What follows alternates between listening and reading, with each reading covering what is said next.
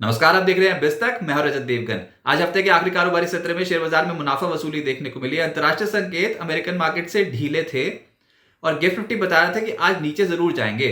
लेकिन पिछले सत्र में हमारे मार्केट कितनी जबरदस्त तेजी में थे और बुल्स कॉन्फिडेंट थे, लेकिन आज दबाव ही देखने को मिला। शुरुआती टिक सही, दरअसल हुआ ये कि 24,196 के लेवल पे ओपन हो गए। ये दिन का हाई है, उसके बाद पिटाई होती चली गई। 11 बजे के आसपास एक उछाल आया था, उसको भी यूज किया गया बिकवाली करने के लिए, क्योंकि जो दिन का लो लगाया है 23,976, ये आखिर में जाके लगाया है। क्लोजिंग आई है 24,004 के लेवल की। 183 पॉइंट साफ हो गए निफ्टी पे। तो एक दिन बहुत बड़ी तेजी और उसके बाद अगले दिन करेक्टिव मूव आज के सत्र में बनता हुआ नजर आया। निफ्टी बैंक 50,988 के लेवल पे हुआ है बंद, 616 अंकों की गिरावट के साथ, और सेंसेक्स 720 अंकों की गिरावट के साथ 79,223 के लेवल पे हुआ है बंद। एडवांसेस थे 18, निफ्टी के गिरने वाले थे 32। अब निफ्टी पे जो सबसे तेज हुआ उसमें था ओएनजीसी। ये सरकारी खेमा आज बहुत तेज हो गया। एनर्जी बास्केट में एकदम से खरीदारी आती हुई नजर आई और ओएनजीसी 5% से ज्यादा दौड़ गया एक सिंगल ट्रेडिंग सेशन में।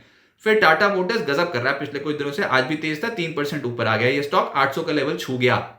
एसबीआई लाइफ 2% ऊपर आया, टाइटन करीब करीब 2% ऊपर और नेस्ले भी 1.5% चढ़ गया। निफ्टी लूजर्स में विप्रो, आज स्टॉक पे डेंट पड़ा 0.25% से ज्यादा। फिर एचडीएफसी बैंक दबाव डाल रहा था, 2.5%, ये टूट गया। अदानी पोर्ट्स, टेक महिंद्रा, सिप्ला जैसे स्टॉक्स आज दबाव में थे।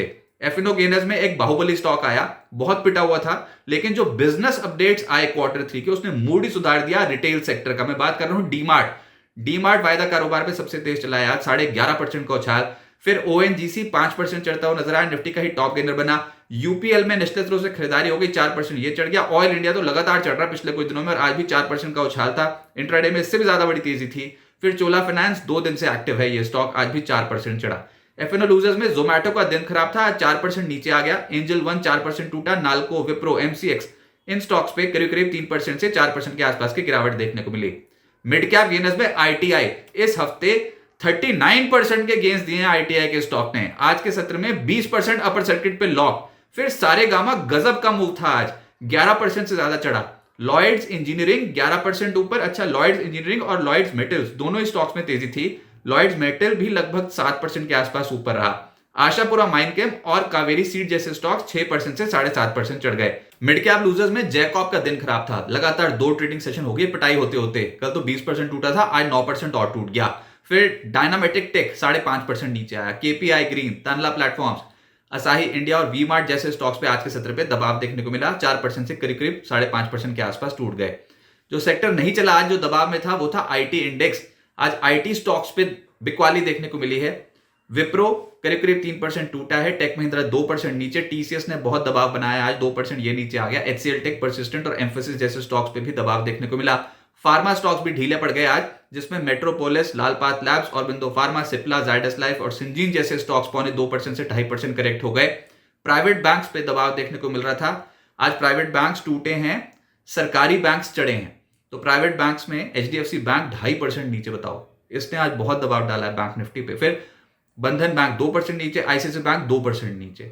सिटी यूनियन बैंक और फेडरल बैंक भी आज नेगेटिव क्लोजिंग देके गए हैं। ऑयल एंड गैस प्ले बहुत इंटरेस्टिंग था। ओएनजीसी 5% से ज्यादा चढ़ा है। इसके अलावा आईजीएल 4.25% उछला। ऑयल इंडिया कमाल कर रहा है पिछले कुछ दिनों से और आज भी 3.5% चढ़ा।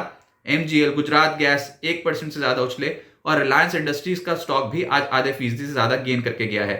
सरकारी खेमा ही एक्टिव हो गया था, जिसमें ओएनजीसी लीड कर रहा था। यह स्टॉक आज गजब की चाल दिखा गया है वैसे।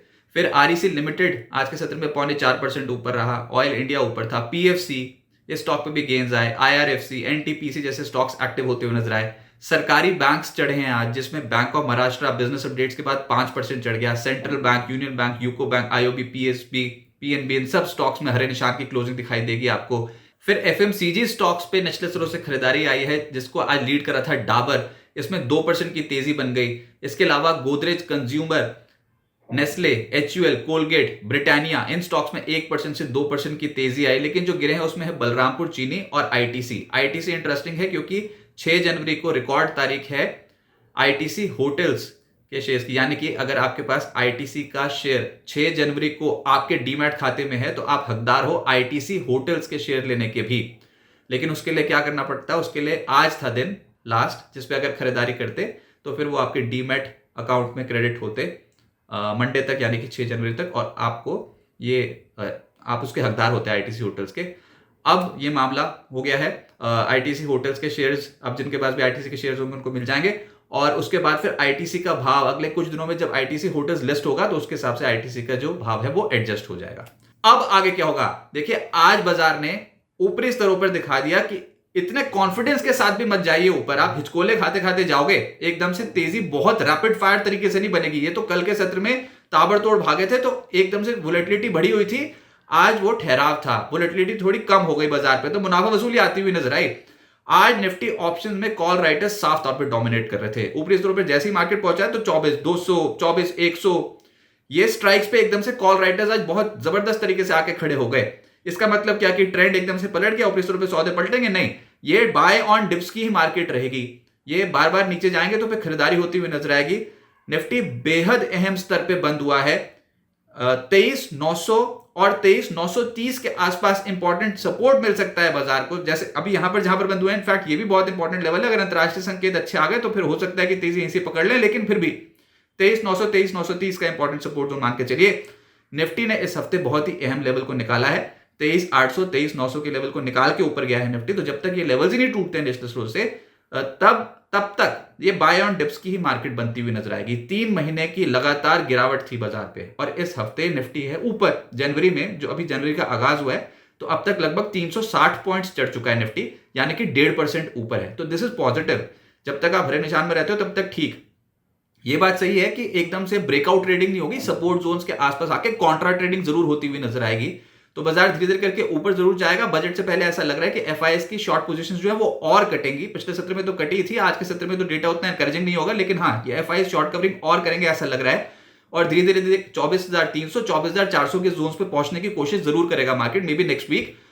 अल्टीमेटली तो आपको पहुंचना है वहां पर 24,800 के जोन्स तक, लेकिन उससे पहले बार बार रुकावट आएगी बाजार पे। तो अभी हम ये टारगेट लेकर चलते हैं 24,300, 24,400। लेकिन खरीदारी अगर 23,900, 23,930 के आसपास मिल जाए तो बहुत बढ़िया, नहीं तो जहां पर बंद हुए वो भी लेवल ठीक है। बाजार की गिरावट में खरीदारी का मौका ढूंढें, एकदम से सरेंडर नहीं करना है ऐसी मार्केट पे, क्योंकि दिखता है स्क्रीन पे बहुत सारे स्टॉक्स एकदम से चल रहे हैं। इंडेक्स ना भी अगर आपको लेना हो तो काउंटर स्पेसिफिक मूवमेंट्स बहुत तगड़ी देखने को मिलेगी बजट से पहले।